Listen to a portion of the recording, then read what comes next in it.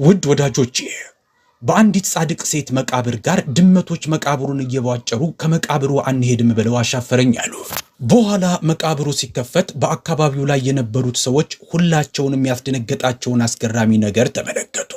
የዚህ አይነት ክስተት ይፈጸማል ብለው ፈጽሞ አስበውት የሚያውቁት አልነበረም። ከዚህ ምስጢር ጀርባ እናንተም ፈጽሞ ይሆናል ብላችሁ የማትጠብቁትና ልባችሁን የሚያንቀጠቅጠውን ነገር ትሰማላችሁ።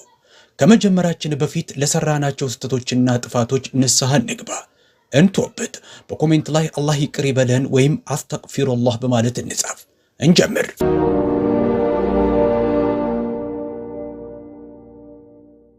አሰላሙ አለይኩም ውድ የተከበራችሁ ተመልካቾቻችን፣ በፓኪስታን በምትገኝ በአንዲት የቆየች መንደር ውስጥ ዛሬም ድረስ በሰዎች ልብ ውስጥ ፍርሃትን የሚዘራ ገጠመኝ ተፈጥሮ ነበር። በዛ መንደር ውስጥ ወይዘሪት ሮክሳና የምትባል አንዲት ሴት ትኖራለች። ይቺ ሴት የሀብታም የመሬት ባላባት ቤተሰብ ልጅ ናት። ነገር ግን አንድ የፍቅር ስህተት ሕይወቷን እስከ ወዲያኛው ቀየረው። ከአገልጋዩዋ ያሲር ጋር ፍቅር ይዟት አገባቸው። ወላጆቿም ለዚህ ድርጊቷ ቅጣት እንዲሆን ከውርስ ላይ አነሷት።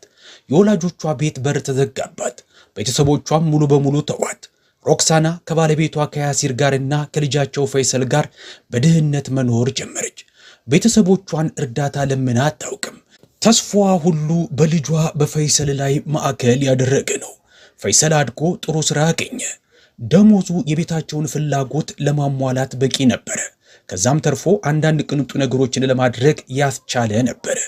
አንድ ቀን ሮክሳና ለፈይሰል እንዲህ አለችው፣ የኔ ልጅ የወንድሜን ልጅ ሁናንን እንድታገባ እፈልጋለሁ አለችው። ፈይሰልም እናቴ እሺ ሁናንን ማግባት እፈልጋለሁ አለ። በዚህም ከእናቱ ምኞት ጋር ተስማማ እና ሁሉንም ነገር ለእርሷ ተወላት። ከ25 ዓመታት ገደማ በኋላ ሮክሳና ወደ ወላጆቿ ቤት በር ዳግም ተመለሰች።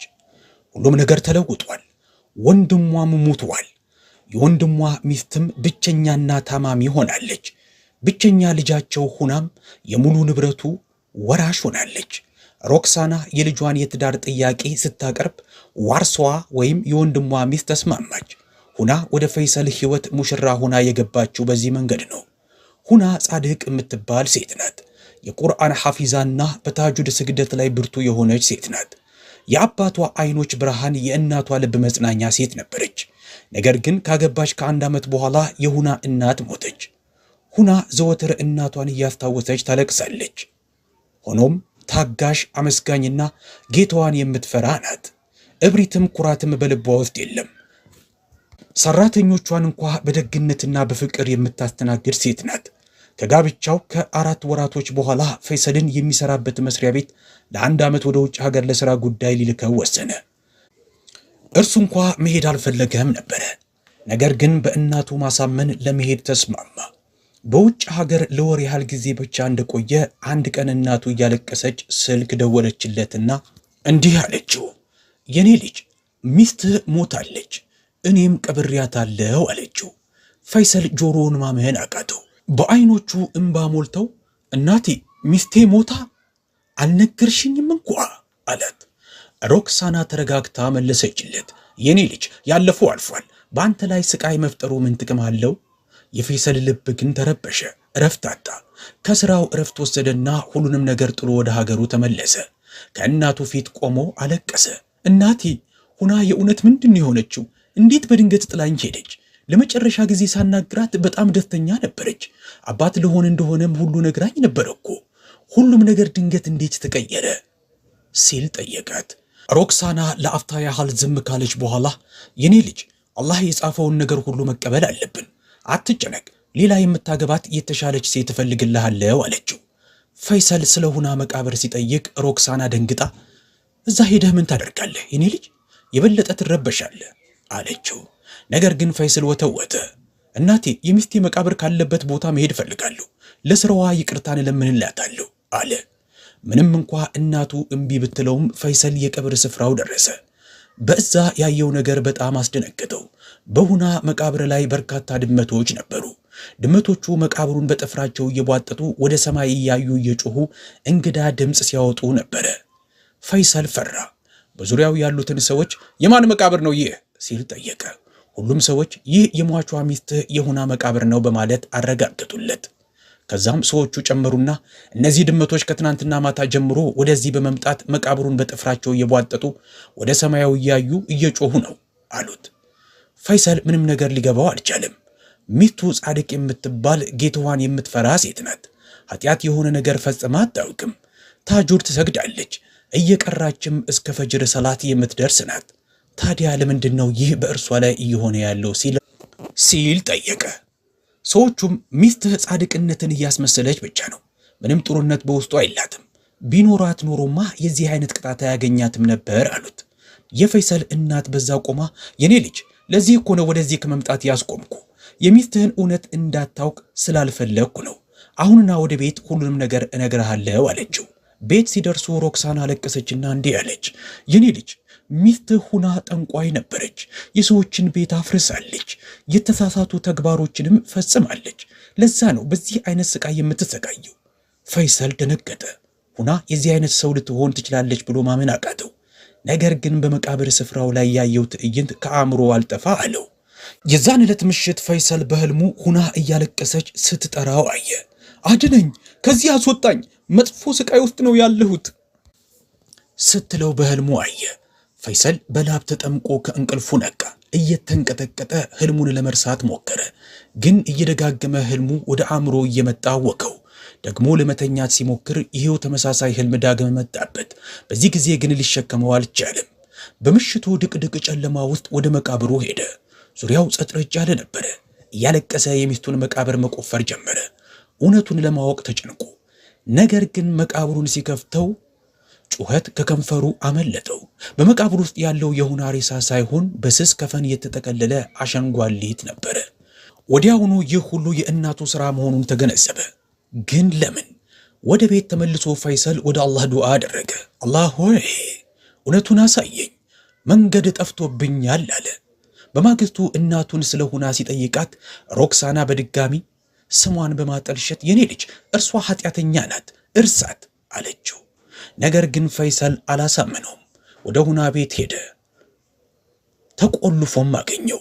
ጎረቤቶቿን ሲጠይቃቸው አንዱ የሁናን ጠበቃ አጎቷን ስልክ ሰጠው። ጠበቃውን ቢያናግረውም ጠቃሚ መረጃ ሳይሰጠው ቀረ። ከዚህ በኋላ ፈይሰል የእናቱን ድርጊቶች በቅርበት መከታተል ጀመረ። ወዴት እንደሄደች፣ ምን እንዳደረገች ያለውን መከታተል ጀመረ። ከጥቂት ቀናቶች በኋላ ሮክሳና ለፈይሰል አዲስ ሙሽራ መፈለግ ጀመረች። እርሱ እምቢ ቢላትም እርሷ ግን የኔ ልጅ ደግመህ እስካላገባህ ሁናን ፈጽሞ አትረሳትም አለችው። ፈይሰል መልስ ሳይሰጥ ዝም አላት። ግን በቅርበት ሊከታተላት ወስኗል። አንድ ቀን ማታ በቅጥር ግቢው ውስጥ ተቀምጦ ስለ ሁና እያሰበ ሳለ ሩክሳና ድምጿን ሳታሰማ ቀስ ብላ ከቤቱ ወጥታ ስትሄድ አያትና እናቱን ተከተላት። ሩክሳና ሁና ቤት ደረሰች። የፈይሰል ጥርጣሬ አሁን በዚህ ጊዜ ወደ እርግጠኝነት ተቀየረ። በውስጡ እንዲሳሳት ጥርጣሬው ልክ እንዳይሆን ጸለየ። ሩክሳና በሩን ከፍታ ወደ ውስጥ ገባች። ፈይሰል በግንቡ ላይ ተንጠልጥሎ ተከትሏት ገባ። ምንጣፉን አንስታ ከስር የተደበቀ ምድር ቤትን ስትገልጥ አያት። ቁልፉን ከፍታ በደረጃዎቹ ወደ ታች ወረደች። የፈይሰልን ልብ በብርቱ ቢመታም ግን ተከተላት። ምድር ቤቱ ሲደርስና በውስጡ ያለውን ሲመለከት የቆመበት መሬት የከዳው መሰለው። ሁና ከሩክሳና ፊት ቆማ ነበረ። አይኖቿ በፍርሃት ተሞልተዋል። ሩክሳና ልጄ እንደሞትሽ አምኗል። ፈይሰል እውነቱ ላይ የሚደርስ መስሎሽ ነበረ፣ ግን እኔን አምኖኛል። እባቦቹ፣ ጊንጦቹና ድመቶቹ በመቃብርሽ ላይ መታየታቸው ኃጢአተኛ ጠንቋይ እንደሆንሽ ሁሉንም ሰው አሳምኗል። ስራዬን ስላቀለሉልኝ እነዚህም ደስተኛ ነኝ። አሁን ንብረቱን ሁሉ ለእኔ ያሳልፈሽ ስጭኝ፣ ካልሆነ ግን እዚህ ትሞቻለሽ አለቻት። ሁና እያለቀሰች እንዲህ አለች፣ አክስቴ አንቺ ላይ ለደረሰው መጥፎ ነገር እኔ አይደለሁም መወቀስ ያለብኝ። ወላጆቼ ከበደሉሽ እኔ ተጠያቂ ልደረግ አልችልም። ነገር ግን እኔ ላይ ለምትፈጽሚው በደል ከአላህ ፊት ትጠየቅበታለሽ። የልጅሽን ልጅ በሆዴ ተሸክሜያለሁ። ባሌም መጥቶ እንደሚያድነኝ አምናለሁ። ሮክሳና እየሳቀች እንዲህ አለች፣ ንብረቱን ለእኔ ያሳልፈሽ መስጠትሽን ከፈረምሽ ብቻ ነው ከዚህ በሕይወት ወጥተሽ መሄድ የምትችይው አለቻት። ድንገት የፈይሰል ድምፅ አስተጋባ እንዲህ ሲል፣ እነዚህ ድመቶች የሁናን ኃጢአተኛ መሆን አላረጋገጡም። እንዲያውም በእነሱ የተነሳ ነው እውነቱን ያወቅኩት። ለምንድን ነው ይህንን ያደረግሽው? የዚህን የሚያህል ክህደት፣ ይህን የሚያህል ውሸት ሚስቴን በጥንቁልና ወነጀልሻት። የኔን ልጅ መጸነሷን አላወቅሽም? ፈይሰል ሁናንን ፈትቶ አቅፎ አነሳት። ከዛም ከምድር ቤቶች ተሸክሞ ይዟት ወጣ። ሩክሳና መሬት ላይ ወደቀች። ሙሉ ሴራዋ ተበላሸ። ልጇ እውነቱን ማወቁን ባወቀች ጊዜ አይኖቿ እንባ ሞሉ። ፈይሰል ሁናን ወደ ሆስፒታል ይዟት ሄደ። ሐኪሞች ሁኔታዋ ከባድ መሆኑን ተናገሩ። ለቀናቶች ምግብ አልበላችም። ሁና ህሊናዋን ስታውቅ አለቀሰች። እናትህ በጣም በድላኛለች አለችው። ፈይሰልም ስለዚህ ነገር ሁለተኛ ምንም አትበይ፣ ያለፈውን እርሺው፣ ሁለተኛ ስቃይ እንደማይነካሽ ግን ቃል ገባልሻለሁ ሲል መለሰላት። በማግስቱ ሁና የንብረቱን ዶክመንቶቹን ለፈይሰል ሰጠችውና ይህንን ለእናትህ ስጣት አለችው። ፈይሰልም ለሩክሳና ሰጥቶ እንኳን ደስ ያለሽ፣ ግብሽን አሳክተሻል። የምትፈልጊው ይህንን ሀብት ነበረ። በአላህ ፍቃድ እውነቱን አወቅኩ። ሁና ስትጠራኝ ህልም አየው። ወደ ቀብሯም ሲሄድ በሁና ሬሳ ፋንታ አሸንጓሊት አገኘው። ይህኔ ነበረ ሁሉም ያንቺ ሥራ መሆኑን ያወቅኩት አለ ፈይሰል። አሁን ከሁና ጋር ርቄ ሄዳለሁ። ከዚህ ርቄ ሩክሳና ይቅርታ እንዲያደርግላት ለመነችው። ነገር ግን ፈይሰል ሙሉ በሙሉ ችላ አላት። ከሁና ጋር ወደ ሌላ ሀገርም ሄደ። ሩክሳና በህንፃው ውስጥ ዙሪያውን በአሽከሮች ተከባ መኖር ጀመረች። ግን ልቧ እረፍት አልነበረውም። ቀናቶቿን ልጇንና የልጇን ልጅ እየናፈቀች ሆነ የምታሳልፈው። ወዳጆቼ ለሀብት መስገብገብ ሰውን እጅግ የወረደ ቦታ ላይ እንዴት እንደሚያስቀምጠው አይታችኋል። ስለዚህ በህይወታችሁ ውስጥ የዚህ አይነት ነገር ከመፈጸማችሁ በፊት ሁልጊዜም አስታውሱ፣ አላህ ሁሉንም ነገር እንደሚመለከት። ከዚህ ታሪክ አንድ የተማራችሁት ነገር ካለ ከወዳጅ ዘመዶቻችሁ ጋር አጋሩት። በኮሜንት ሳጥኑ ላይም አስተግፊሩላህ ብላችሁ መጻፋችሁን እንዳትረሱ። ለዛሬ ጨረስን። እናመሰግናለን። ጀዛከላህ ሹክረን።